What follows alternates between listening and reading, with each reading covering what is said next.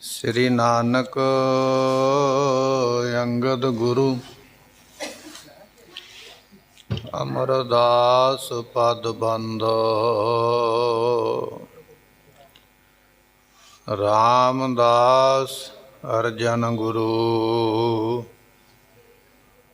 ਬਰ ਸ੍ਰੀ ਹਰਿ ਗੋਬਿੰਦ ਹਰਿ ਰਾਏ ਹਰਿ ਕ੍ਰਿਸ਼ਨ ਗੁਰ ਤੇਗ ਬਹਾਦਰ ਚੰਦ ਦਸਵੇਂ ਗੋਬਿੰਦ ਸਿੰਘ ਗੁਰੂ ਨਮੋ ਚਰਨ ਅਰਵਿੰਦ ਜਿਸ ਮੈਂ ਅੰਮ੍ਰਿਤ ਗਿਆਨ ਹੈ ਮਾਨਕ ਭਗਤ ਵੈਰਾਗ। ਸ੍ਰੀ ਗੁਰੂ ਗ੍ਰੰਥ ਸਾਹਿਬ ਉਦਦ ਬੰਦੋ ਕਰ ਅਨੁਰਾਗ। ਏਕ ਓੰਕਾਰ ਸਤਿਗੁਰੂ ਤੇ ਪ੍ਰਸਾਦ ਸਚ ਹੋ। ਵਾਹਿਗੁਰੂ ਜੀ ਕੀ ਫਤਿਹ ਹੈ। ਵਿਗਨ ਵਿਨਾਸ਼ਨ ਸੋਏ। ਸ੍ਰੀ ਵਾਹਿਗੁਰੂ ਜੀ ਕੀ ਫਤਿਹ ਹੈ। ਵਿਗਨ ਵਿਨਾਸ਼ਨ ਸੋਏ। ਤਬ ਸ਼੍ਰੀ ਮੁਖ ਤੇ ਉਤਰ ਕਹਿਓ ਪ੍ਰੀਤ ਲਗਿਓ ਜੈ ਸਿੱਖ ਕੋ ਲਹਿਓ ਸੋ ਨ ਪੜਤ ਹੋਗ ਜਪ ਰਸਨਾ ਜਿਨੋ ਕੰਠ ਤਿਨ ਪਰ ਕਛ ਬਸਨਾ। ਵਾਹਿਗੁਰੂ ਜੀ ਕਾ ਖਾਲਸਾ ਵਾਹਿਗੁਰੂ ਜੀ ਕੀ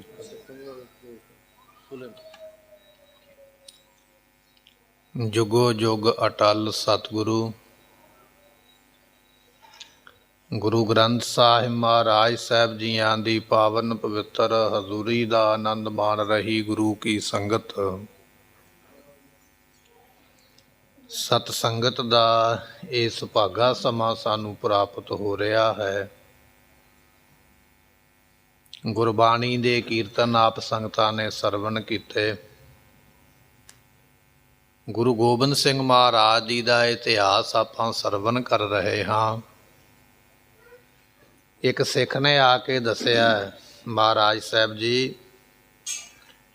ਕਿ ਮੈਂ ਕਿਸੇ ਸਿੱਖ ਦੇ ਵਿੱਚ ਪ੍ਰੇਤ ਆਇਆ ਵੇਖਿਆ ਹੈ। ਮੈਂ ਵੇਖ ਕੇ ਬੜਾ ਹੈਰਾਨ ਹੋਇਆ ਵੀ ਇਹ ਕਿਸ ਤਰ੍ਹਾਂ ਹੋ ਸਕਦਾ ਹੈ। ਦੂਜੇ ਸਿੱਖ ਨੇ ਸਵਾਲ ਇਹ ਕੀਤਾ ਮਹਾਰਾਜ ਸੁਖਮਨੀ ਸਾਹਿਬ ਗੁਰਬਾਣੀ ਦਾ ਕੀ ਮਹਾਤਮ ਹੈ, ਇਹ ਬਾਣੀ ਕੀ ਫਲ ਦਿੰਦੀ ਹੈ। ਇੱਕ ਸਿੱਖ ਨੇ ਸਵਾਲ ਇਹ ਕੀਤਾ ਵੀ ਜਪਜੀ ਸਾਹਿਬ ਦੀ ਗੁਰਬਾਣੀ ਦਾ ਕੀ ਫਲ ਹੈ। ਇਸ ਤਰ੍ਹਾਂ ਸਿੱਖਾਂ ਨੇ ਮਹਾਰਾਜ ਦੇ ਅੱਗੇ ਸਵਾਲ ਕੀਤੇ। 52 ਕਵੀ ਮਹਾਰਾਜ ਦੇ ਦਰਬਾਰ ਦੀ ਸ਼ੋਭਾ ਨੂੰ ਪ੍ਰਾਪਤ ਹੋ ਰਹੇ ਹਨ। ਮਾਨ ਵਡਿਆਈ ਗੁਰੂ ਘਰ ਵੱਲੋਂ ਪ੍ਰਾਪਤ ਕਰ ਰਹੇ। ਸਤਿਗੁਰੂ ਜੀ ਹੁਣ ਤਿੰਨਾਂ ਸਵਾਲਾਂ ਦਾ ਜਵਾਬ ਦੇਣਗੇ। ਸਿੱਖ ਦੇ ਵਿੱਚ ਪ੍ਰੇਤ ਆਉਣ ਵਾਲੀ ਘਟਨਾ, ਜਪਜੀ ਸਾਹਿਬ ਦਾ ਕੀ ਮਹਾਤਮ ਫਲ ਹੈ ਤੇ ਸੁਖਮਨੀ ਸਾਹਿਬ ਦੀ ਗੁਰਬਾਣੀ ਦਾ ਕੀ ਮਹਾਤਮ ਹੈ, ਇਹ ਆਪਾਂ ਸਰਵਣ ਕਰਾਂਗੇ। ਮਨ ਦੇ ਧਿਆਨ ਨੂੰ ਟਿਕਾਈਏ, ਮਿਲ ਕੇ ਆਖੀਏ ਸਤਿਨਾਮ ਵਾਹਿਗੁਰੂ ਸਾਹਿਬ ਜੀ। ਤਬ ਸ਼੍ਰੀ ਮੁਖ ਤੇ ਉਤਰ ਕਹਿਓ। ਸਤਿਗੁਰਾਂ ਦੇ ਅੱਗੇ ਸਵਾਲ ਪਹਿਲਾ ਇਹ ਸੀਗਾ ਕਿ ਇੱਕ ਸਿੱਖ ਦੇ ਵਿੱਚ ਪ੍ਰੇਤ ਆਇਆ ਵੇਖਿਆ ਹੈ ਤੇ ਮਹਾਰਾਜ ਸਾਹਿਬ ਜੀ ਉਸ ਸਵਾਲ ਦਾ ਜਵਾਬ ਦਿੰਦੇ ਪਏ। ਕਹਿਣ ਲੱਗੇ ਭਾਈ ਸਿੱਖਾ ਅਸੀਂ ਇਹਦਾ ਜਵਾਬ ਦਿੰਦੇ ਹਾਂ। ਤੇ ਸਤਿਗੁਰੂ ਪਾਤਸ਼ਾਹ ਮਹਾਰਾਜ ਸਾਹਿਬ ਜੀ ਉਸ ਵੇਲੇ ਇਹ ਜਿਹੜਾ ਉੱਤਰ ਹੈ ਉਹ ਮਹਾਰਾਜ ਆਪਣੀ ਰਸਨਾ ਤੋਂ ਬਖਸ਼ਿਸ਼ ਕਰਦੇ ਪਏ ਵੀ ਕਾਰਨ ਕੀ ਹੈ। ਪ੍ਰੇਤ ਲਗਿਓ ਜੈ ਸਿੱਖ ਕੋ ਲਹਿਓ। ਸਤਿਗੁਰੂ ਪਾਤਸ਼ਾਹ ਕਹਿਣ ਲੱਗੇ, ਜਿਹੜਾ ਤੁਸੀਂ ਆਖਦੇ ਹੋ ਨਾ ਵੀ ਸਿੱਖ ਨੂੰ ਪ੍ਰੇਤ ਚਿੰਬੜਿਆ ਹੈ, ਜਿਹੜੀ ਤੁਸੀਂ ਇਹ ਗੱਲ ਕਹੀ ਹੈ, ਇਹ ਬਚਨ ਆਖਿਆ ਹੈ ਕਿ ਸਿੱਖ ਨੂੰ ਪ੍ਰੇਤ ਚਿੰਬੜਿਆ ਹੋਇਆ ਤੁਸੀਂ ਵੇਖਿਆ ਹੈ ਜਾਂ ਤੁਸੀਂ ਆਖਿਆ ਹੈ। ਸੋ ਨਹਿ ਪੜਤ ਹੋਗ ਜਪ ਰਸਨਾ। ਸਤਿਗੁਰੂ ਪਾਤਸ਼ਾਹ ਕਹਿਣ ਲੱਗੇ, ਉਹਦਾ ਕਾਰਨ ਇਹ ਹੈ ਕਿ ਉਹ ਜਪਜੀ ਸਾਹਿਬ ਦੀ ਗੁਰਬਾਣੀ ਨੂੰ ਪੜ੍ਹਦਾ ਨਹੀਂ ਹੋਵੇਗਾ।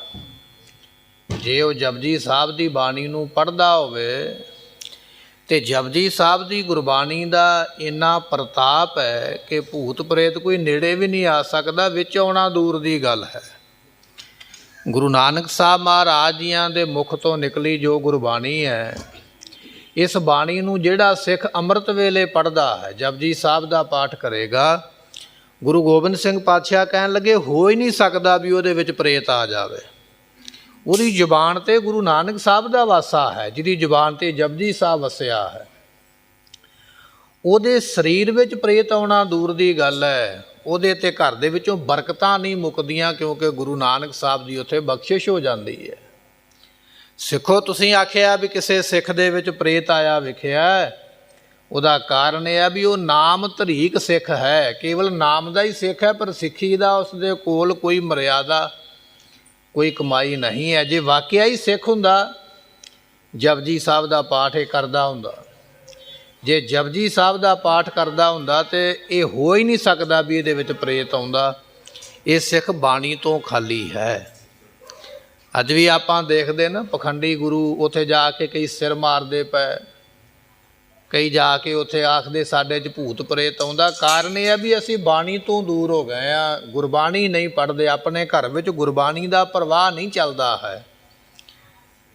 ਜਿਨ੍ਹਾਂ ਘਰਾਂ ਵਿੱਚ ਗੁਰਬਾਣੀ ਪੜ੍ਹੀ ਜਾਂਦੀ ਹੈ, ਉੱਥੇ ਮਹਾਰਾਜ ਖੁਦ ਬਖਸ਼ਿਸ਼ ਕਰਦੇ ਅਤੇ ਮਹਾਰਾਜ ਦਾਤਾਂ ਵਰਤਾ ਦਿੰਦੇ।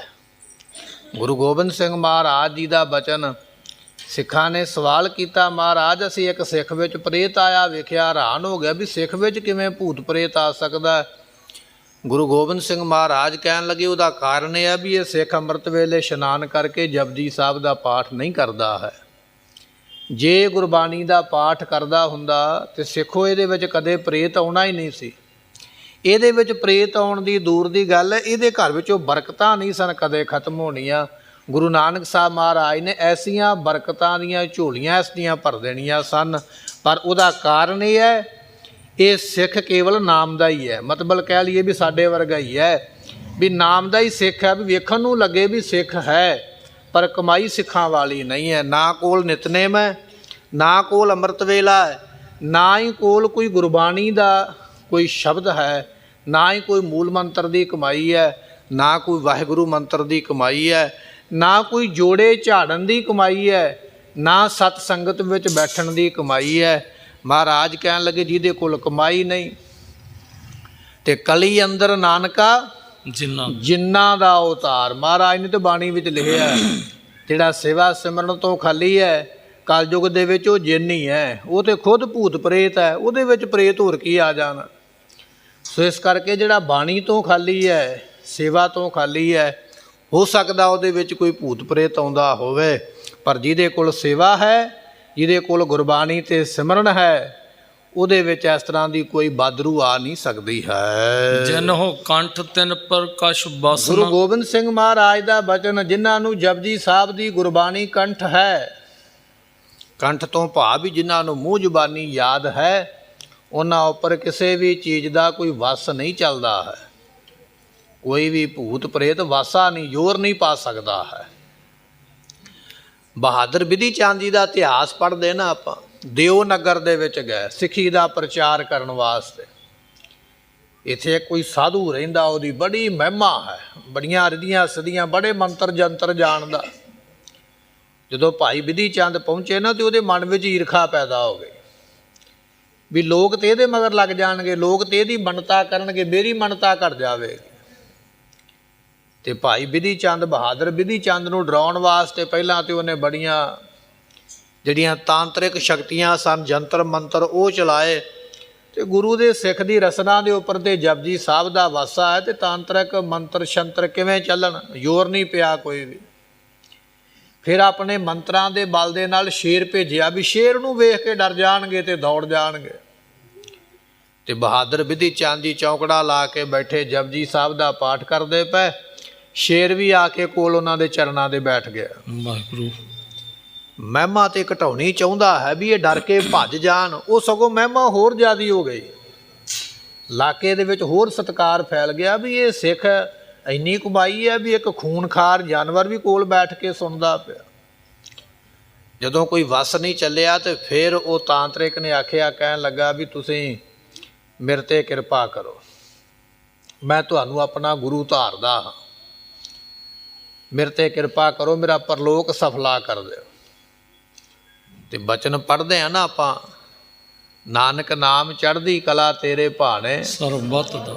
ਭਾਵੇਂ ਕਿ ਉਹਨੇ ਤਾਂਤਰਿਕ ਭੇਜੇ, ਮੰਤਰ ਭੇਜੇ, ਸ਼ੇਰ ਭੇਜਿਆ ਡਰਾਉਣ ਵਾਸਤੇ ਕੀਤਾ ਤੇ ਬੜਾ ਕੁਝ, ਪਰ ਗੁਰੂ ਕਾ ਸਿੱਖ ਭਲਾ ਕਿਸ ਤਰ੍ਹਾਂ ਕਰਦਾ। ਬਹਾਦਰ ਬਿਧੀ ਚੰਦ ਜੀ ਕਹਿਣ ਲੱਗੇ, ਅਸੀਂ ਜਿਸ ਸਮੇਂ ਸਰੀਰ ਛੱਡਣਾ ਹੈ ਤੂੰ ਵੀ ਉਸੇ ਸਮੇਂ ਹੀ ਸਰੀਰ ਛੱਡਣਾ ਹੈ, ਚੱਲ ਤੈਨੂੰ ਨਾਲ ਹੀ ਸੱਚਖੰਡ ਲੈ ਕੇ ਚੱਲਾਂਗੇ। ਇੱਕ ਵਾਰੀ ਆਖੀਏ ਸਤਨਾਮ ਸ੍ਰੀ ਵਾਹਿਗੁਰੂ। ਇਹ ਹੈ ਤੇਰੇ ਭਾਣੇ ਸਰਬੱਤ ਦਾ ਭਲਾ। ਉਹ ਕਰਦਾ ਬੁਰਾ ਪਿਆ, ਉਹਦਾ ਭਲਾ ਹੋ ਗਿਆ। ਪਰ ਕਾ ਬੁਰਾ ਨਾ ਰਾਖੋ ਚੀਤ ਤੁਮਕੋ ਦੁੱਖ ਨਹੀਂ ਮੀਤ। ਇਹ ਗੁਰਬਾਣੀ ਦੇ ਮਹਾਵਾਕ ਮਹਾਰਾਜ ਜੀਆਂ ਦੇ। ਸੋ ਇਸ ਤਰ੍ਹਾਂ ਮਹਾਰਾਜ ਕਹਿੰਦੇ ਜਿਹਨੂੰ ਗੁਰਬਾਣੀ ਯਾਦ ਹੈ ਨਾ, ਉਹਦੇ ਉੱਪਰ ਤੇ ਫਿਰ ਕਿਸੇ ਦਾ ਕੋਈ ਜ਼ੋਰ ਨਹੀਂ ਹੈ। ਨਿਕਟ ਖਾਲਸਾ ਗੁਰਬਚਨ ਸੁਣਿਓ। ਮਹਾਰਾਜ ਦੇ ਖਾਲਸੇ ਕੋਲ ਹੀ ਬੈਠੀ ਹੋਈ ਫੌਜ, ਮਹਾਰਾਜ ਦੀ ਦਰਬਾਰ ਦੇ ਵਿੱਚ ਖਾਲਸਾ ਪੰਥ ਬੈਠਾ, ਸੰਗਤਾਂ ਬੈਠੀਆਂ ਹੋਈਆਂ, ਸਾਰਿਆਂ ਨੇ ਬਚਨ ਸੁਣਿਆ ਹੈ। ਬੂਝਨ ਕਾਰਨ ਨੀਕੇ ਭਨਿਓ। ਦੁਬਾਰਾ ਫਿਰ ਉਹਨਾਂ ਨੇ ਮਹਾਰਾਜ ਤੋਂ ਪੁੱਛੀਏ, ਹੋਰ ਜਾਣਕਾਰੀ ਲਈਏ ਗੁਰਬਾਣੀ ਦੇ ਬਾਬਤ। ਆਪਾਂ ਵੀ ਕੋਈ ਗੁਰਸਿੱਖ ਮਿਲ ਜਾਵੇ, ਕੋਈ ਗੁਰਬਾਣੀ ਦਾ ਗਿਆਨ ਵਾਲਾ ਮਿਲ ਜਾਵੇ ਤੇ ਆਪਾਂ ਸਵਾਲ ਕਰਦੇ ਹਾਂ ਨਾ ਵੀ ਸਾਡਾ ਇਹ ਸਵਾਲ ਹੈ। ਕਹਿਣ ਲੱਗੇ ਵੀ ਸਤਿਗੁਰਾਂ ਨੂੰ ਫਿਰ ਇਹਨਾਂ ਨੇ ਸਵਾਲ ਕੀਤਾ ਹੈ। ਸ਼੍ਰੀ ਪ੍ਰਭ ਪਾਤਸ਼ਾਹ ਗੁਰ ਸਾਚੇ। ਸਤਿਗੁਰੂ ਪਾਤਸ਼ਾਹ ਜੀ ਜੋ ਸੱਚੇ ਪਾਤਸ਼ਾਹ ਧੰਨ ਗੁਰੂ ਨਾਨਕ ਦੇਵ ਮਹਾਰਾਜ ਸਾਹਿਬ ਜੀ ਬਖਸ਼ਿਸ਼ਾਂ ਕਰਦੇ ਹਨ। ਦੇਹੋ ਬਤਾਏ ਸੰਸੈ ਚਿਤ ਰਾਚੇ। ਮਹਾਰਾਜ ਸਾਡਾ ਇੱਕ ਹੋਰ ਸਵਾਲ ਹੈ। ਖਾਲਸੇ ਨੇ ਫਿਰ ਬੇਨਤੀ ਕੀਤੀ ਹੈ। ਪ੍ਰੀਤ ਵਾਲਾ ਤੇ ਮੁੱਦਾ ਬਿਲਕੁਲ ਸਾਫ਼ ਹੋ ਗਿਆ ਵੀ ਇਹ ਬਾਣੀ ਨਹੀਂ ਪੜ੍ਹਦਾ ਭਾਈ, ਤਾਂ ਇਹਦੇ ਮਗਰ ਇਹੋ ਜਿਹੀਆਂ ਬਦ ਆਤਮਾਵਾਂ ਲੱਗੀਆਂ ਹੋਈਆਂ। ਬਾਣੀ ਜਿਹੜਾ ਪੜ੍ਹੇਗਾ ਉਹਦੇ ਨੇੜੇ ਤੇ ਜਮਦੂਤ ਨਹੀਂ ਆਉਂਦਾ। ਮਹਾਰਾਜ ਕਹਿਣ ਲੱਗੇ, ਨਾਲ ਨਾਰਾਇਣ ਮੇਰਾ ਜਮਦੂਤ ਨਾ ਆਵੇ। ਜਿਹਦੇ ਕੋਲ ਗੁਰਬਾਣੀ ਪਰਮੇਸ਼ਰ ਨਾਲ ਹੈ, ਜਿਹਦੇ ਉਹਦੇ ਲਾਗੇ ਤੇ ਜਮ ਨਹੀਂ ਆਉਂਦੇ।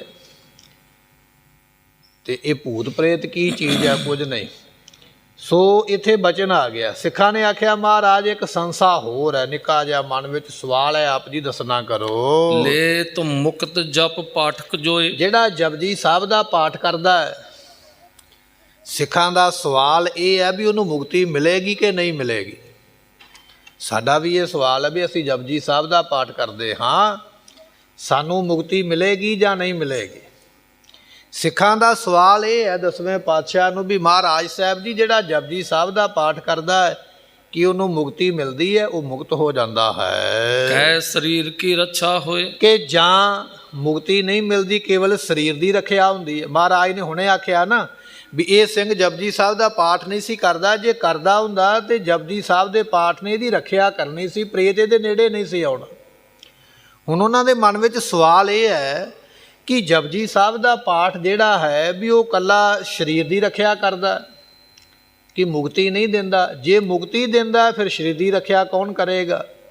ਇਹ ਸਵਾਲ ਹੈ। ਕਹਿਣ ਲੱਗੇ ਮਹਾਰਾਜ ਇਹ ਦੱਸੋ ਵੀ ਜਪਜੀ ਸਾਹਿਬ ਦਾ ਪਾਠ ਕੀ ਮੁਕਤੀ ਦਿੰਦਾ ਹੈ ਕਿ ਜਪਜੀ ਸਾਹਿਬ ਦਾ ਪਾਠ ਸਰੀਰ ਦੀ ਰੱਖਿਆ ਕਰਦਾ? ਦੋਵਾਂ ਕੰਮਾਂ ਵਿੱਚੋਂ ਕਿਹੜਾ ਕੰਮ ਕਰਦਾ?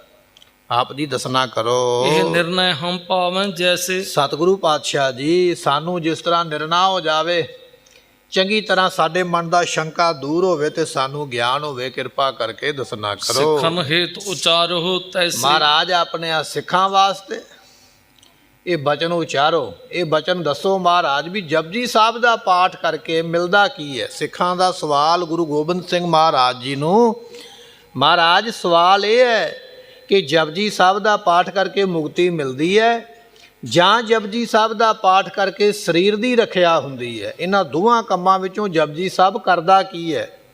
ਕਿ ਅਸੀਂ ਮੁਕਤੀ ਵਾਸਤੇ ਪੜ੍ਹੀਏ ਜਾਂ ਸਰੀਰ ਦੀ ਰੱਖਿਆ ਵਾਸਤੇ ਪੜ੍ਹੀਏ? ਬਚਨ ਇਹ ਹੈ ਕਿ ਸਿੱਖ ਦੇ ਵਿੱਚ ਪ੍ਰੇਤ ਆਇਆ ਤੇ ਮਹਾਰਾਜ ਨੇ ਆਖਿਆ ਸੀ ਪ੍ਰੇਤ ਤਾਂ ਆਇਆ ਵੀ ਜਪਜੀ ਸਾਹਿਬ ਦਾ ਪਾਠ ਨਹੀਂ ਕਰਦਾ ਹੈ।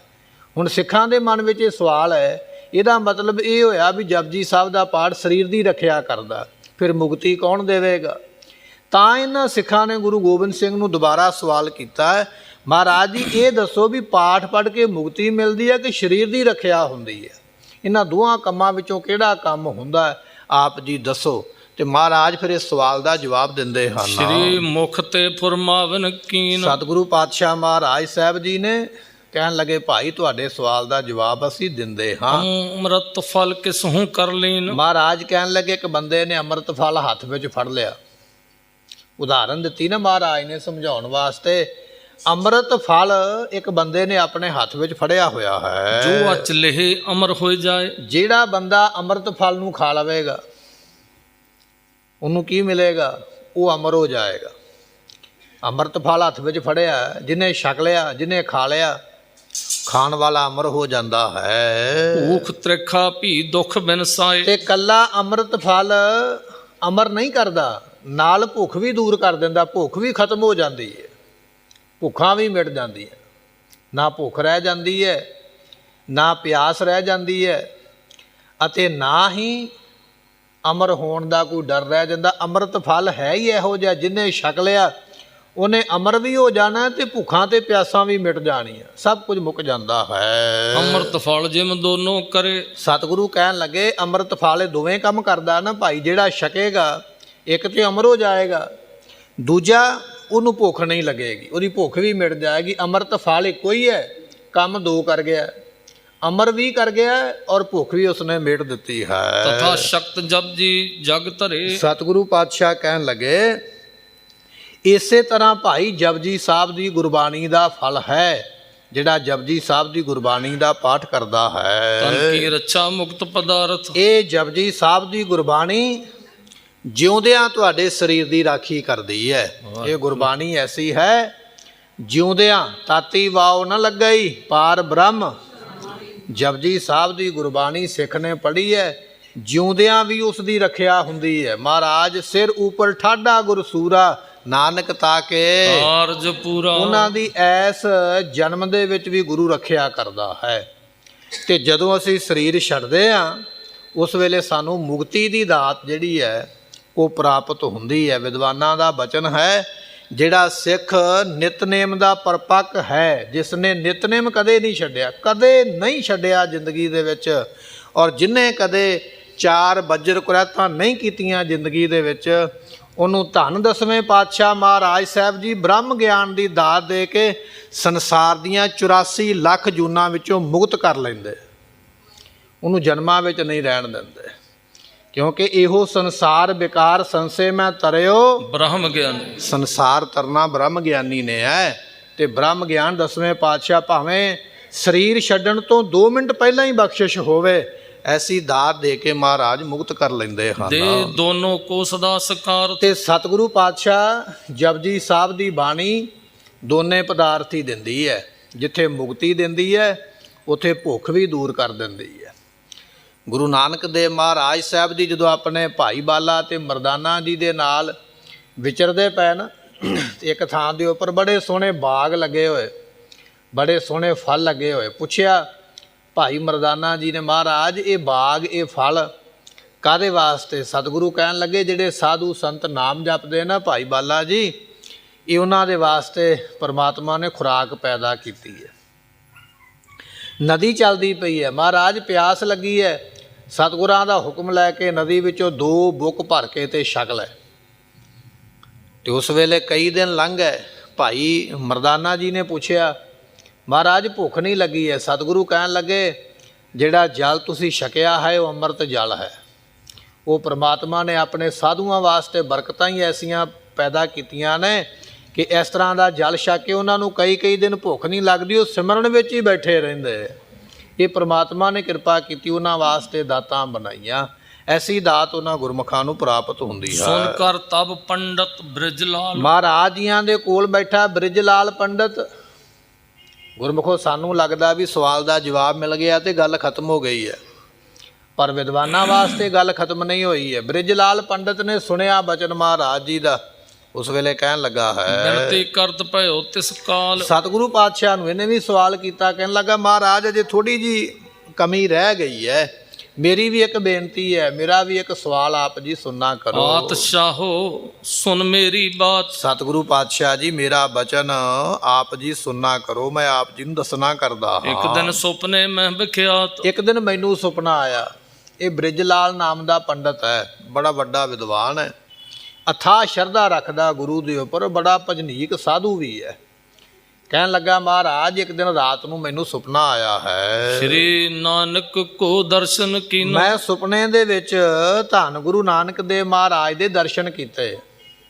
ਮੇਰਾ ਸਵਾਲ ਇਹ ਹੈ ਕਿ ਮੈਨੂੰ ਸੁਪਨੇ ਦੇ ਵਿੱਚ ਗੁਰੂ ਨਾਨਕ ਪਾਤਸ਼ਾਹ ਨੇ ਦਰਸ਼ਨ ਬਖਸ਼ੇ ਹਨ। ਜਨਮ ਕਿਰਤਾਰਥ ਮੈਂ ਨਿਜ ਚੀਨੋ। ਸਤਿਗੁਰੂ ਪਾਤਸ਼ਾਹ ਜੀ ਮੈਂ ਆਪਣਾ ਜਨਮ ਸਫਲਾ ਵੇਖਿਆ ਕਿ ਗੁਰੂ ਨੇ ਮੈਨੂੰ ਦਰਸ਼ਨ ਦਿੱਤੇ ਤੇ ਮੈਂ ਸਮਝ ਲਿਆ ਵੀ ਮੇਰਾ ਜਨਮ ਕਿਰਤਾਰਥ ਹੋ ਗਿਆ, ਸਫਲਾ ਹੋ ਗਿਆ, ਵੀ ਜੋ ਗੁਰੂ ਪਾਤਸ਼ਾਹ ਦੇ ਦਿਦਾਰੇ ਹੋਏ ਹਨ। ਸ੍ਰੀ ਨਾਨਕ ਕੋ ਦਰਸ਼ਨ ਕੀਨੋ ਜਨਮ ਕਿਰਤਾਰਥ ਮੈਂ ਨਿਜ ਚੀਨੋ ਪਰਮ ਅਰਥ ਜਪ ਜੀ ਕੋ ਹੋਏ। ਸਤਿਗੁਰੂ ਪਾਤਸ਼ਾਹ ਜੀ ਮੈਂ ਗੁਰੂ ਨਾਨਕ ਸਾਹਿਬ ਦੇ ਦਰਸ਼ਨ ਕੀਤੇ, ਜਿਹੜੇ ਜਪਜੀ ਸਾਹਿਬ ਦੇ ਗੂੜ ਅਰਥ ਹਨ, ਡੂੰਘੇ ਅਰਥ ਜਿੰਨੇ ਵੀ ਜਪਜੀ ਸਾਹਿਬ ਦੇ ਹਨ ਮੈਂ ਵੀ ਸੁਣਿਓ ਸੁਣਾਵੋ ਸੋਏ। ਸਤਿਗੁਰੂ ਮੈਂ ਵੀ ਸੁਣੇ ਨੇ। ਇਹ ਬ੍ਰਿਜ ਲਾਲ ਪੰਡਤ ਕਹਿੰਦਾ ਮਹਾਰਾਜ ਮੈਂ ਸੁਣੇ ਜਪਜੀ ਸਾਹਿਬ ਦੇ ਅਰਥ, ਮੈਂ ਤੁਹਾਨੂੰ ਸੁਣਾਉਣਾ ਚਾਹੁੰਦਾ। ਉਹਦੇ ਵਿੱਚੋਂ ਮੈਂ ਤੱਤ ਕੱਢਿਆ।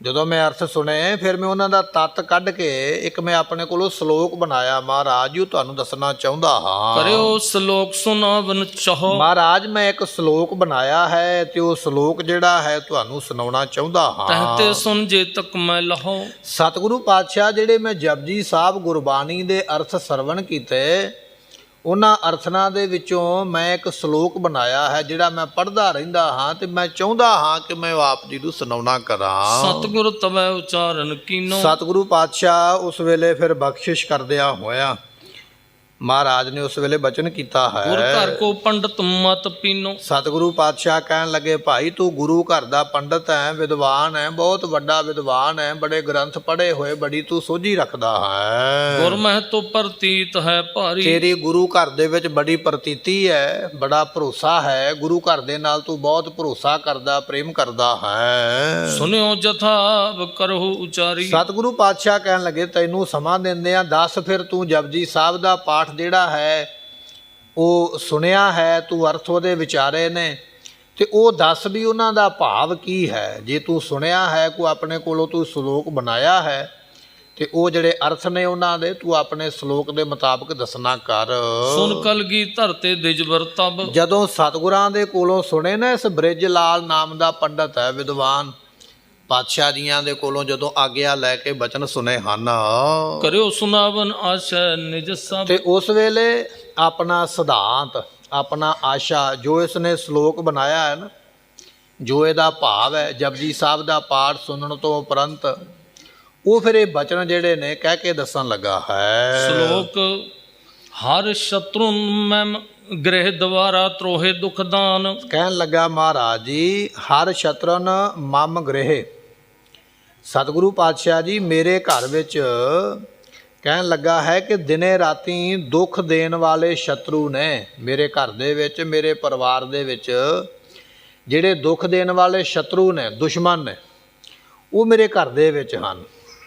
ਤੇ ਪਾਤਸ਼ਾਹ ਜੀ ਇੱਥੇ ਹੀ ਬਸ ਨਹੀਂ ਹੈ, ਮੇਰੀ ਬੇਨਤੀ ਇਹ ਹੈ ਕਿ ਸਤਿਗੁਰੂ ਪਾਤਸ਼ਾਹ ਜੀ ਤਰੋਹੇ ਦੁੱਖ ਦਾਨ, ਤੁਸੀਂ ਕਿਰਪਾ ਕਰਕੇ ਉਹਨਾਂ ਦੁੱਖਾਂ ਨੂੰ, ਉਹਨਾਂ ਸ਼ਤਰੂਆਂ ਨੂੰ ਦੂਰ ਕਰਕੇ ਤੇ ਮੇਰੀ ਰੱਖਿਆ ਕਰੋ। ਮੇਰੀ ਇਹ ਬੇਨਤੀ ਹੈ। ਬ੍ਰਹਮਾ ਦ੍ਰਿਸ਼ਯ ਗੁਰ ਸੁਅਪਨ ਸ਼ਲੋਕੋ ਕਤ ਉਕਤਵਾਨ। ਕਹਿਣ ਲੱਗਾ ਮਹਾਰਾਜ ਸਾਹਿਬ ਜੀ ਤਰਾਹੇਮਾ ਦਰਸ਼ਨ ਗੁਰੂ, ਸਤਿਗੁਰੂ ਮੈਨੂੰ ਆਪਣਾ ਦਰਸ਼ਨ ਬਖਸ਼ਿਸ਼ ਕਰੋ। ਤੇ ਕਾਹਦੇ ਵਾਸਤੇ? ਦਿਵਾਗਤੋ ਕੇ ਦੁੱਖ ਦਾਨ। ਮੇਰੀ ਪ੍ਰਾਰਥਨਾ ਇਹ ਹੈ ਕਿ ਸਤਿਗੁਰੂ ਪਾਤਸ਼ਾਹ ਜੀ ਸੁਪਨੇ ਦੇ ਵਿੱਚ ਆਪ ਜੀਆਂ ਨੇ ਮੈਨੂੰ ਦਰਸ਼ਨ ਬਖਸ਼ਿਸ਼ ਕੀਤੇ, ਮੇਰੇ ਆਪ ਜੀ ਦੁੱਖ ਦੂਰ ਕਰ ਦਿਓ। ਜਪਜੀ ਸਾਹਿਬ ਦੀ ਗੁਰਬਾਣੀ ਦਾ ਮੈਂ ਇਹ ਫਲਾ ਮਹਾਤਮ ਦੱਸਿਆ ਹੈ ਕਿ ਇਹ ਬੇਨਤੀ ਹੈ ਕਿ ਸਤਿਗੁਰੂ ਜੀ ਮੈਨੂੰ ਦਿਨੇ ਰਾਤ ਦੁੱਖ ਦੇਣ ਵਾਲੇ ਜਿਹੜੇ ਦੁਸ਼ਮਣ ਹਨ, ਕਾਮ ਕ੍ਰੋਧ ਲੋਭ ਮੋਹ ਹੰਕਾਰ, ਦਿਨੇ ਰਾਤ ਸਰੀਰ ਨੂੰ ਦੁੱਖ ਦੇਣ ਵਾਲੇ ਜਿਹੜੇ ਦੁਨੀਆ ਦੇ ਲੋਕ ਨੇ, ਸਤਿਗੁਰੂ ਇਹਨਾਂ ਤੋਂ ਮੇਰੀ ਰੱਖਿਆ ਕਰੋ। ਹੱਥ ਦੇ ਕੇ ਆਪਣਾ ਦਰਸ਼ਨ ਬਖਸ਼ਿਸ਼ ਕਰਕੇ ਮੈਨੂੰ ਨਿਹਾਲ ਕਰਨਾ ਕਰੋ। ਚੌਪਈ ਇੰਪੜਿਓ ਪੰਡਤ ਬ੍ਰਿਜ ਬ੍ਰਿਜ ਲਾਲ ਪੰਡਤ ਨੇ ਇਸ ਤਰ੍ਹਾਂ ਪੜ੍ਹ ਕੇ ਸ਼ਲੋਕ ਸੁਣਾਇਆ ਹੁਣ ਹੈ। ਬੋਲਿਓ ਸੰਗਤ ਕੇ ਨਾਲ, ਫਿਰ ਸਾਰੀ ਸੰਗਤ ਨੂੰ ਕਹਿਣ ਲੱਗਾ ਹੈ, ਸ੍ਰੀ ਨਾਨਕ ਗੁਰ ਅਰਜਨ ਜੋ, ਧੰਨ ਗੁਰੂ ਨਾਨਕ ਦੇਵ ਪਾਤਸ਼ਾਹ, ਧੰਨ ਗੁਰੂ ਅਰਜਨ ਦੇਵ ਮਹਾਰਾਜ ਜੀ।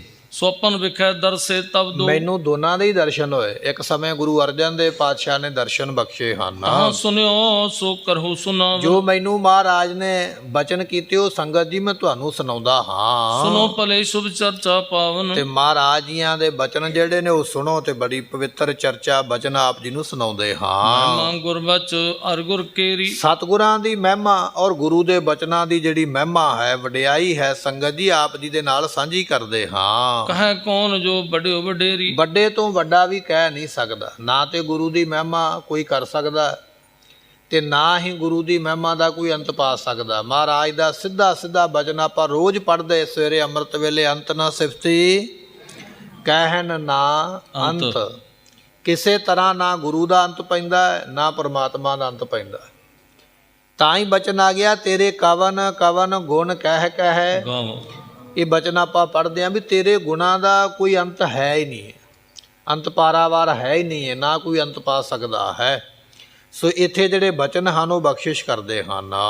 ਸ਼ਲੋਕ ਮੋਖੇ ਚ ਪੁਰਾਣੇ ਗੁਣੇ ਦਰਬਿਆ ਲਾਭੇ, ਭਰਮੇ ਵਿਕਰਤੋ ਸੁਰ ਸੇਵਨੇ ਵਾ। ਕਹਿਣ ਲੱਗਾ ਮਹਾਰਾਜ ਬਚਨ ਇਹ ਹੈ ਕਿ ਮੋਖਸ਼ੇ ਚ ਤੁਹਾਡੀ ਜਿਹੜੀ ਗੁਰਬਾਣੀ ਹੈ ਇਹ ਮੁਕਤੀ ਵਿੱਚ ਬਖਸ਼ਿਸ਼ ਕਰਦੀ ਹੈ, ਇਹਦੇ ਨਾਲ ਮੁਕਤ ਹੋ ਜਾਈਦਾ ਹੈ। ਦੂਜਾ ਬਚਨ ਮਹਾਰਾਜ ਪ੍ਰਾਣੇ, ਪ੍ਰਾਣੇ ਤੋਂ ਭਾਵ ਹੈ ਤੁਹਾਡੀ ਗੁਰਬਾਣੀ ਪ੍ਰਾਣਾਂ ਦੀ ਰੱਖਿਆ ਕਰਦੀ ਹੈ। ਗੁਰ ਦਰਵੇ ਲਾਭੇ ਪਾਤਸ਼ਾਹ ਜੀ। ਤੀਜਾ ਬਚਨ ਇਹ ਹੈ ਵੀ ਆਪ ਜੀ ਦੀ ਕਿਰਪਾ ਦੇ ਨਾਲ ਗੁਣ ਤੇ ਧਨ ਵਿੱਚ ਲਾਭ ਹੁੰਦਾ ਹੈ। ਤੀਜਾ ਬਚਨ ਇਹ ਹੈ ਕਿ ਜਿਹੜਾ ਜਪਜੀ ਸਾਹਿਬ ਦੀ ਬਾਣੀ ਪੜ੍ਹੇਗਾ ਉਹਦੇ ਗੁਣਾਂ ਵਿੱਚ ਲਾਭ ਹੋਵੇਗਾ, ਉਹਦੇ ਗੁਣ ਵੱਧ ਜਾਣਗੇ। ਜਿਹੜਾ ਜਪਜੀ ਸਾਹਿਬ ਗੁਰਬਾਣੀ ਦਾ ਪਾਠ ਕਰੇਗਾ ਉਹਨੂੰ ਧਨ ਦਾ ਵੀ ਲਾਭ ਹੋਵੇਗਾ। ਜਿਹੜਾ ਜਪਜੀ ਸਾਹਿਬ ਦੀ ਗੁਰਬਾਣੀ ਦਾ ਪਾਠ ਕਰੇਗਾ, ਸਿਰ ਮਸਤਕ ਰੱਖਿਆ ਪਾਰ ਬ੍ਰਹਮੰ, ਹਸਤ ਕਾਇਆ ਰੱਖਿਆ ਪਰਮੇਸ਼ਰ ਹੈ। ਉਹ ਮਹਾਰਾਜ ਕਹਿਣ ਲੱਗੇ ਵੀ ਉਹਦੇ ਸਰੀਰ ਦੀ ਰੱਖਿਆ, ਪ੍ਰਾਣਾਂ ਦੀ ਰੱਖਿਆ ਵੀ ਸਤਿਗੁਰੂ ਕਰਦੇ। ਜਿਹੜਾ ਜਪਜੀ ਸਾਹਿਬ ਦੀ ਗੁਰਬਾਣੀ ਦਾ ਪਾਠ ਕਰੇਗਾ ਉਹਨੂੰ ਸਤਿਗੁਰੂ ਮੁਕਤੀ ਵੀ ਦਿੰਦੇ। ਇਹ ਜਪਜੀ ਸਾਹਿਬ ਦੀ ਗੁਰਬਾਣੀ ਦਾ ਮਹਾਤਮ ਦੱਸਿਆ ਕਿ ਜਿਹੜਾ ਜਪਜੀ ਸਾਹਿਬ ਦਾ ਪਾਠ ਕਰੇਗਾ ਪਹਿਲਾ ਨੰਬਰ ਉਸ ਨੂੰ ਮੁਕਤੀ ਸਤਿਗੁਰੂ ਬਖਸ਼ਿਸ਼ ਕਰਦੇ।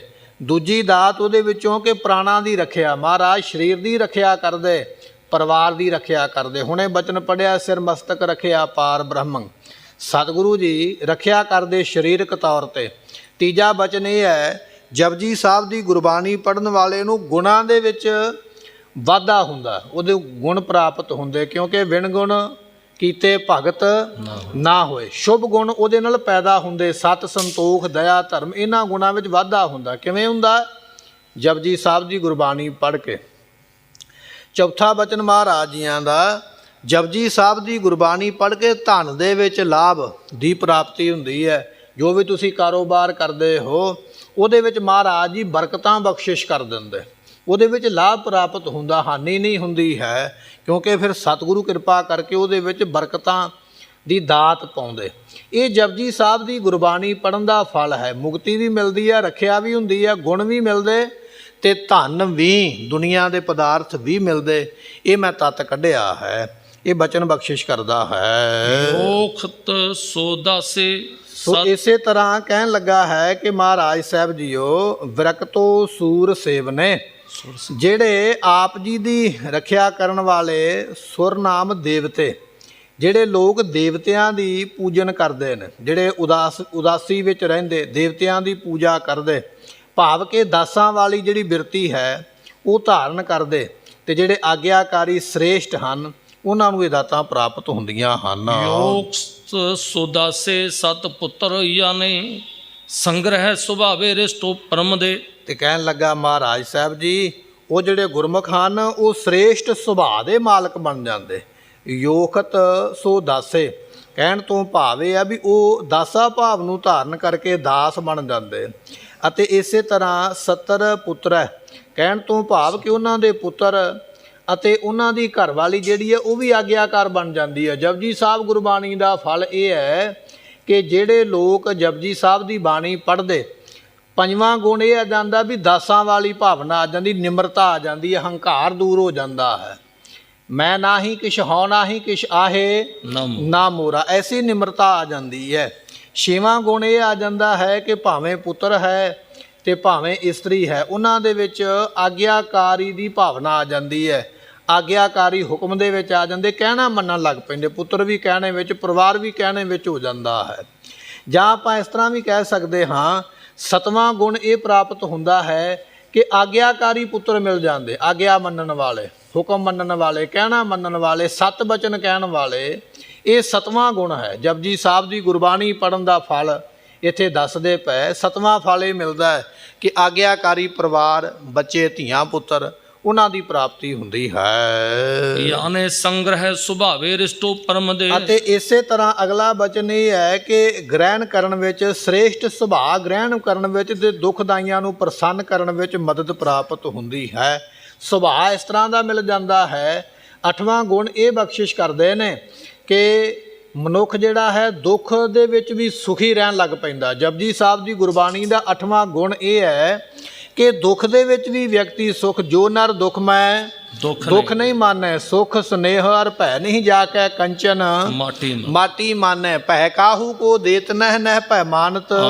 ਇਹ ਜਪਜੀ ਸਾਹਿਬ ਦੀ ਗੁਰਬਾਣੀ ਦਾ ਫਲ ਹੈ। ਅੱਠਵਾਂ ਗੁਣ ਇਹ ਮਿਲਦਾ ਹੈ ਕਿ ਉਹ ਵਿਅਕਤੀ ਦੁੱਖ ਦੇ ਵਿੱਚ ਰਹਿੰਦਾ ਹੋਇਆ ਵੀ ਆਖਦਾ ਹੈ ਕਿ ਸਤਿਗੁਰੂ ਪਾਤਸ਼ਾਹ ਜੀ ਜੇ ਦੁੱਖ ਦੇ ਤਾਂ ਤੁਝੈ ਆਰਾਧੀ, ਸੁਖ ਭੀ ਕੇਤਿਆ ਦੁਖ ਭੂਖ ਸਦ ਮਾਰ ਇਹ ਭੇਦਾਤ। ਇਹ ਜਪਜੀ ਸਾਹਿਬ ਦੀ ਗੁਰਬਾਣੀ ਦਾ ਫਲ ਹੈ ਕਿ ਜਿਹੜਾ ਇਸ ਬਾਣੀ ਨੂੰ ਪੜ੍ਹਦਾ ਉਹ ਦੁੱਖ ਦੇ ਵਿੱਚ ਵੀ ਖੁਸ਼ ਰਹਿੰਦਾ ਹੈ, ਸੁਖੀ ਰਹਿੰਦਾ ਹੈ, ਵੀ ਇਹ ਵੀ ਉਹਦੀ ਦਾਤ ਹੈ। ਇਹ ਅੱਠਵਾਂ ਗੁਣ ਜਿਹੜਾ ਹੈ ਇਹ ਜਪਜੀ ਸਾਹਿਬ ਦੀ ਬਾਣੀ ਵਿੱਚੋਂ ਮਿਲਿਆ। ਗੁਰੂ ਕੇ ਸਿੱਖ ਨੂੰ ਜਿਹੜਾ ਪੜ੍ਹਦਾ ਹੈ ਉਹਨੂੰ ਇਹ ਅੱਠਵਾਂ ਗੁਣ ਪ੍ਰਾਪਤ ਹੁੰਦਾ ਹੈ। ਮਨੋ ਨਿਰੋਧ ਯੁੱਧ ਸਤ ਪਰਗ੍ਰਹਿ ਧਰਮੇਚ ਨੀਤੋ ਦਾਨੇ ਗੁਣਾ ਕਰੇ। ਨੌਵਾਂ ਗੁਣ ਇਹ ਹੈ ਗੁਰਮੁਖੋ, ਮਹਾਰਾਜ ਕਹਿਣ ਲੱਗੇ ਮਨੋ ਨਿਰੋਧੇ, ਜਿਹੜਾ ਮਨ ਹੈ ਜਪਜੀ ਸਾਹਿਬ ਦੀ ਗੁਰਬਾਣੀ ਪੜ੍ਹਨ ਦੇ ਨਾਲ ਵਸੀਕਾਰ ਹੋ ਜਾਂਦਾ। ਜਪਜੀ ਸਾਹਿਬ ਦੀ ਗੁਰਬਾਣੀ ਦਾ ਨੌਵਾਂ ਗੁਣ ਜਿਹੜਾ ਸਾਨੂੰ ਮਿਲਣਾ ਹੈ, ਨੌਵੀਂ ਦਾਤ ਮਿਲਣੀ ਹੈ, ਬਖਸ਼ਿਸ਼ ਮਿਲਣੀ, ਉਹ ਇਹ ਮਿਲਣੀ ਹੈ ਕਿ ਜਿਹੜਾ ਸਿੱਖ ਅੰਮ੍ਰਿਤ ਵੇਲੇ ਇਸ਼ਨਾਨ ਕਰਕੇ ਚੌਂਕੜਾ ਲਾ ਕੇ ਜਪਜੀ ਸਾਹਿਬ ਦਾ ਪਾਠ ਕਰੇਗਾ, ਇਹ ਗੁਰਬਾਣੀ ਉਸ ਦੇ ਮਨ ਨੂੰ ਵਸ ਵਿੱਚ ਲੈ ਆਵੇਗੀ, ਮਨ ਵਸ ਹੋ ਜਾਂਦਾ ਹੈ। ਨੌਵਾਂ ਗੁਣ ਇਹ ਪ੍ਰਾਪਤ ਹੁੰਦਾ ਹੈ।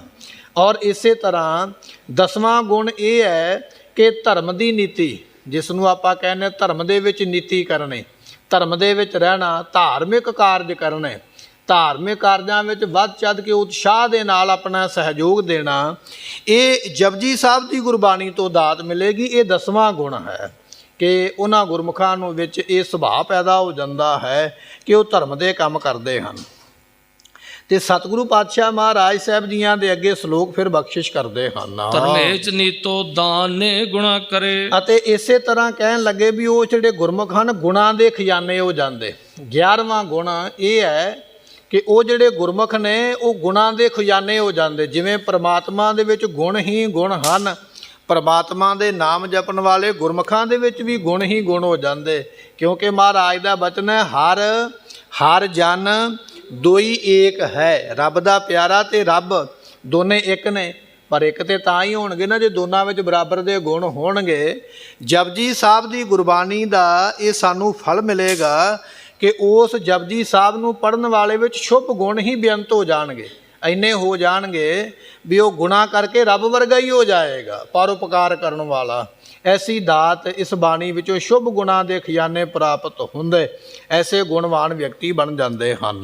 ਤੇ ਖੂ ਕੁਰਿਆਤ ਸਤਨਾਮ ਬਣ ਮੈਂ ਕਾਰ ਮਾਦੋ ਕਲਸ ਦਤਾਨ। ਅਗਲਾ ਬਚਨ ਕਰਦੇ ਕਹਿਣ ਲੱਗੇ ਗੁਰਮੁਖੋ ਕਿ ਸਤਨਾਮ ਬਾਣੀ ਜਿਸ ਦੇ ਆਦ ਓੰਕਾਰ ਕਲਯੁਗ ਵਿੱਚ ਜਿਹਨੇ ਧਾਰਨ ਕੀਤੀ ਹੈ, ਜਿਨ੍ਹਾਂ ਵਿਅਕਤੀਆਂ ਨੇ ਕਲਯੁਗ ਦੇ ਵਿੱਚ ਇਹ ਸੱਚਾ ਨਾਮ ਗੁਰਬਾਣੀ ਸ੍ਰੀ ਜਪਜੀ ਸਾਹਿਬ ਦੀ ਜਿਨ੍ਹਾਂ ਨੇ ਪੜ੍ਹੀ ਹੈ, 12ਵਾਂ ਗੁਣ ਇਹ ਹੈ ਵੀ ਉਹ ਗੁਰਮੁਖ ਧਰਮ ਨੂੰ ਪ੍ਰਾਪਤ ਕਰਨ ਵਾਲੇ ਹੋ ਜਾਂਦੇ, ਧਰਮੀ ਬਣ ਜਾਂਦੇ। ਕਲਯੁਗ ਦੇ ਵਿੱਚ ਉਹਨਾਂ ਨੂੰ ਧਰਮ ਪ੍ਰਾਪਤ ਹੋ ਜਾਂਦਾ ਹੈ, ਉਹ ਸੱਚੇ ਨਾਮ ਦੀ ਕਮਾਈ ਵਾਲੇ ਬਣ ਜਾਂਦੇ। ਇਸ ਤਰ੍ਹਾਂ ਇਸ ਪੰਡਤ ਨੇ 12 ਗੁਣ ਜਿਹੜੇ ਨੇ ਉਹ ਜਪਜੀ ਸਾਹਿਬ ਦੀ ਗੁਰਬਾਣੀ ਦੇ ਇੱਥੇ ਕਥਨ ਕੀਤੇ ਵੀ ਇਹ ਦਾਤਾਂ ਜਿਹੜੀਆਂ ਨੇ ਜਪਜੀ ਸਾਹਿਬ ਦਾ ਪਾਠ ਕਰਨ ਵਾਲੇ ਨੂੰ ਪ੍ਰਾਪਤ ਹੋਣਗੀਆਂ। ਗੁਰਮੁਖੋ ਗੱਲ ਇੱਥੇ ਬਸ ਨਹੀਂ ਹੈ, ਬਾਣੀ ਵਿੱਚ ਤੇ ਬੇਅੰਤ ਗੁਣ ਹਨ, ਬੇਅੰਤ ਦਾਤਾਂ ਨੇ। ਆਪਾਂ ਪੂਰਨ ਤੌਰ ਤੇ ਵਰਣਨ ਹੀ ਨਹੀਂ ਕਰ ਸਕਦੇ, ਕਹਿ ਹੀ ਨਹੀਂ ਸਕਦੇ, ਨਾ ਆਪਣੀ ਇੰਨੀ ਮੱਤ ਹੈ, ਨਾ ਆਪਣੇ ਕੋਲ ਇੰਨੀ ਤਾਕਤ ਹੈ, ਪਰ ਬਾਣੀ ਬੇਅੰਤ ਦਾਤਾਂ ਦਿੰਦੀ ਹੈ।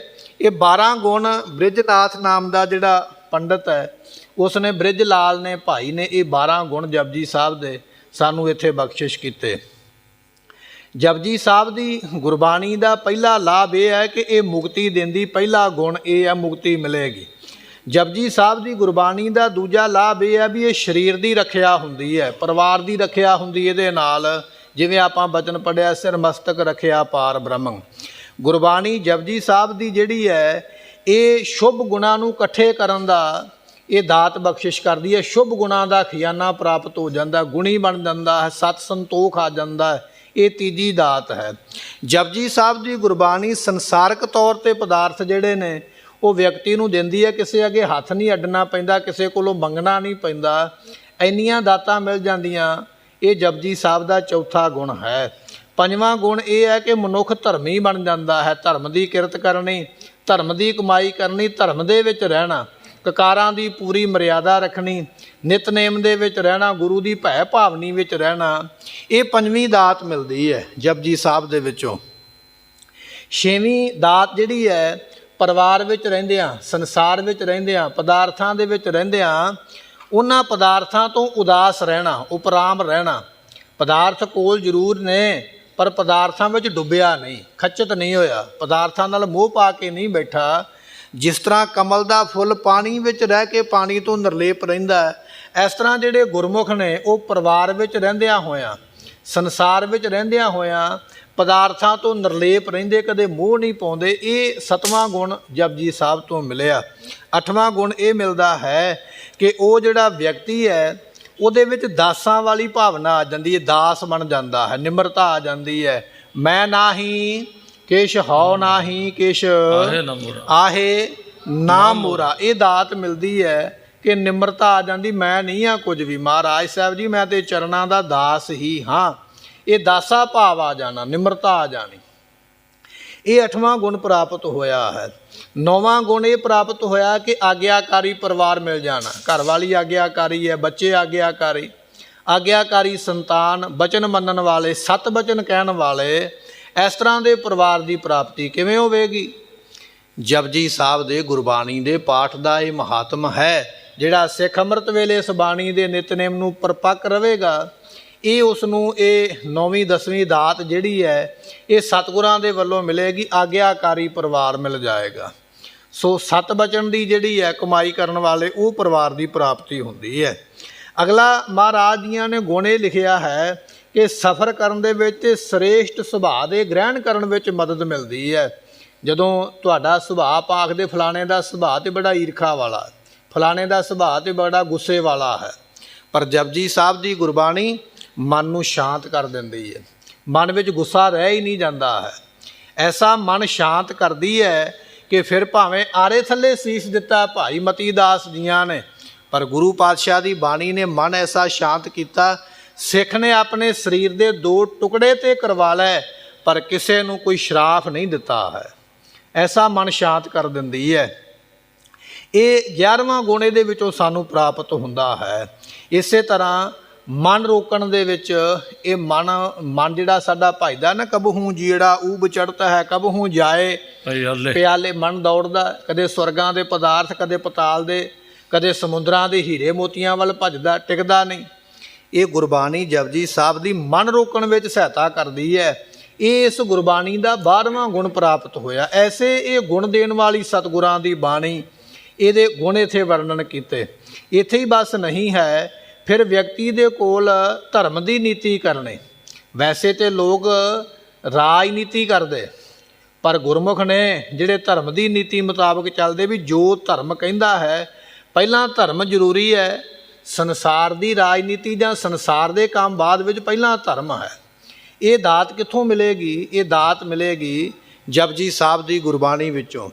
ਮਹਾਨ ਗੁਰਸਿੱਖ ਭਾਈ ਤਾਰੂ ਸਿੰਘ ਜੀ ਜਪਜੀ ਸਾਹਿਬ ਦੀ ਗੁਰਬਾਣੀ ਦਾ ਪਾਠ ਕਰਦੇ, ਦਸਾਂ ਨੋਵਾਂ ਦੀ ਕਿਰਤ ਕਰਦੇ, ਜਿੰਨਾ ਵੀ ਘਰ ਵਿੱਚ ਅੰਨ ਪਦਾਰਥ ਹੁੰਦਾ ਪ੍ਰਸ਼ਾਦਾ ਬਣਾ ਕੇ ਗੁਰਸਿੱਖ ਭਾਈਆਂ ਨੂੰ ਜਿਹੜੇ ਜੰਗਲਾਂ ਵਿੱਚ ਰਹਿੰਦੇ, ਜਿਹੜੇ ਧਰਮ ਦੀ ਖਾਤਰ ਮੋਰਚੇ ਲਾਉਂਦੇ, ਉਹਨਾਂ ਨੂੰ ਜਾ ਕੇ ਇਹ ਆਪਣੇ ਭੋਜਨ ਪ੍ਰਸ਼ਾਦੇ ਦੀ ਸੇਵਾ ਕਰਦਿਆਂ ਹੋਇਆਂ ਸ਼ਹੀਦੀ ਪ੍ਰਾਪਤ ਕਰ ਗਏ। ਇਸ ਤਰ੍ਹਾਂ ਉਹ ਧਰਮ ਵਾਲੇ ਵਿਅਕਤੀ ਬਣ ਜਾਂਦੇ। 13ਵਾਂ ਗੁਣ ਇਸ ਬਾਣੀ ਵਿੱਚ ਇਹ ਹੈ ਕਿ ਮਨੁੱਖ ਦੇ ਵਿੱਚ ਦਾਨ ਕਰਨ ਦੀ ਸਮਰੱਥਾ, ਆਪਣੀ ਕਿਰਤ ਵਿਰਤ ਕਰ ਧਰਮ ਦੀ ਹੱਥੋਂ ਦੇ ਕੇ ਭਲਾ ਮਨਾਏ। ਇਹ 13ਵਾਂ ਗੁਣ ਗੁਰੂ ਦੇ ਸਿੱਖ ਦੇ ਕੋਲ ਆ ਜਾਂਦਾ, ਜਿਹੜਾ ਜਪਜੀ ਸਾਹਿਬ ਦਾ ਪਾਠ ਕਰਦਾ ਹੈ, ਦਸਾਂ ਨੋਵਾਂ ਦੀ ਕਿਰਤ ਆਪ ਕਰਦਾ ਹੈ, ਆਪਣੀ ਕਮਾਈ ਦੇ ਵਿੱਚੋਂ ਫਿਰ ਦਸਵੰਧ ਕੱਢ ਕੇ ਦਿੰਦਾ ਹੈ। ਇਹ 13ਵਾਂ ਗੁਣ ਇਸ ਬਾਣੀ ਦਾ ਵਿਦਵਾਨਾਂ ਨੇ ਬਖਸ਼ਿਸ਼ ਕੀਤਾ ਹੈ।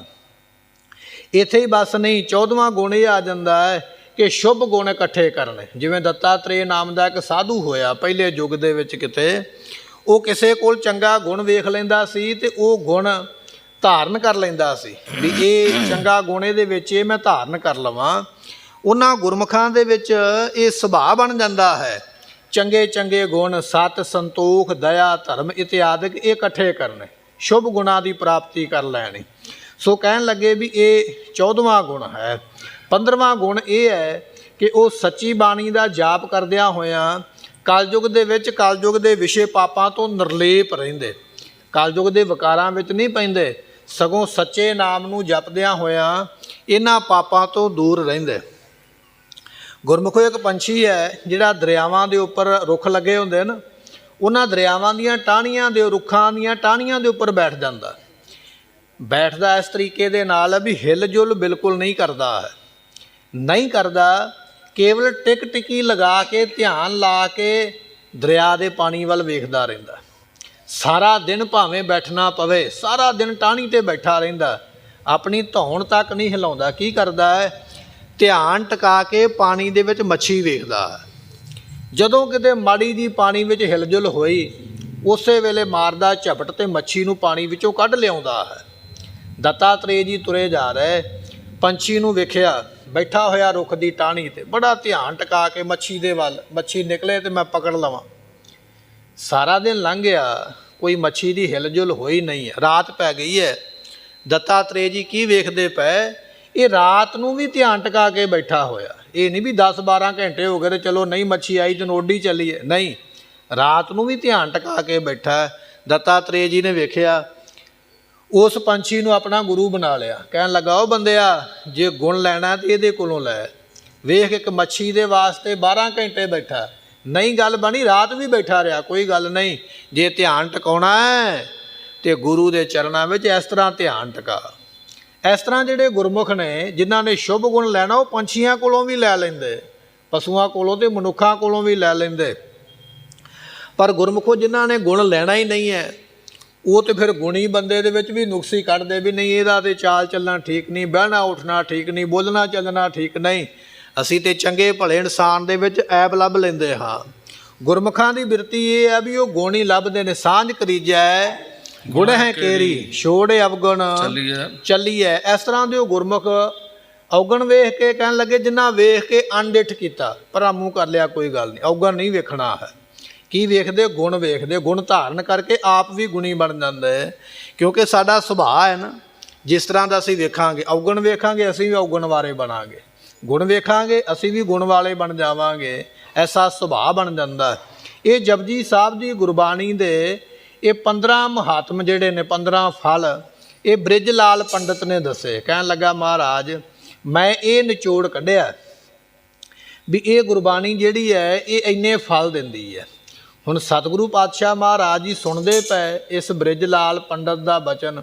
ਧੰਨ ਗੁਰੂ ਗੋਬਿੰਦ ਸਿੰਘ ਮਹਾਰਾਜ ਜੀ ਅੱਗੋਂ ਜਪਜੀ ਸਾਹਿਬ ਦੀ ਬਾਣੀ ਦਾ ਕੀ ਫਲ ਦੱਸਣਗੇ ਅਤੇ ਹੋਰ ਕਿਹੜੇ ਅਗੰਮੀ ਬਚਨ ਮਹਾਰਾਜ ਕਰਨਗੇ, ਉਹ ਆਪਾਂ ਕੱਲ੍ਹ ਦੇ ਦੀਵਾਨ ਵਿੱਚ ਫਿਰ ਇਸੇ ਪ੍ਰਸੰਗ ਨੂੰ ਅੱਗੇ ਸ਼ੁਰੂ ਕਰਾਂਗੇ। ਸਮੇਂ ਦੀ ਸਮਾਪਤੀ, ਭੁੱਲਾਂ ਦੀ ਮੁਆਫੀ। ਸਤਿਗੁਰੂ ਜੀ ਸੁਖਮਨੀ ਸਾਹਿਬ ਦੀ ਗੁਰਬਾਣੀ ਦਾ ਵੀ ਮਹਾਤਮ ਦੱਸਣਗੇ, ਉਹ ਵੀ ਪ੍ਰਸੰਗ ਆਪਾਂ ਸਰਵਨ ਕਰਾਂਗੇ। ਲਿਖਾ ਕਥਾ ਹੈ ਨਾ ਛੁਟੀਐ, ਬਖਸ਼ਨਹਾਰ ਬਖਸ਼ ਲੈ। ਵਾਹਿਗੁਰੂ ਜੀ। ਵਾਹਿਗੁਰੂ ਜੀ ਕੀ ਫਤਿਹ। ਧੰਨ ਵਾਹਿਗੁਰੂ ਸਾਹਿਬ ਜੀਓ।